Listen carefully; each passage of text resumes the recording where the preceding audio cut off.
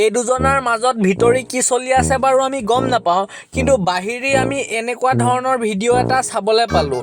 আহকচোন চাওঁ গোটেই এই ৰিলটো, তাৰ পাছত চাম আমি কেইটামান ফানি কমেণ্টছ।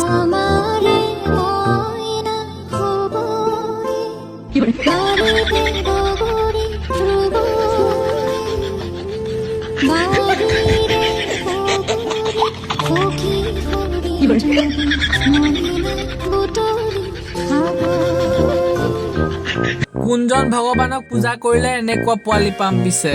শ্ৰী হিমন্ত বিশ্বকৰ্মা ডাঙৰীয়া দিৱস।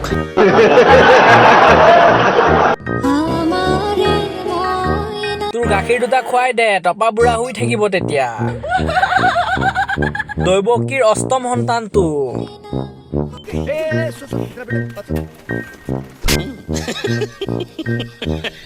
ৰাজাদাও বুঢ়া কেঁচুৱাটোৱে গাখীৰ এৰিলে নে?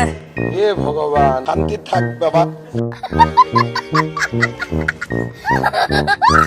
দেহিও ভালকে চুলিয়ে গজা নাই পোৱালিটো।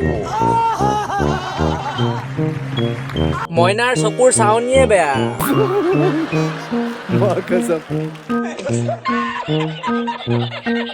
দাদাজনে বেছিভাগ ককাৰ লগতেই থাকে, মনে মনে প্ৰেম হৈছে নেকি আকৌ? মনত পেলাই দিও নেকি?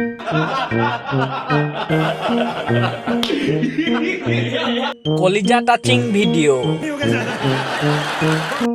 তাকে শেষতনো মই আৰু কি ক'ম গাইছ, হয় বুলিলেই জয়।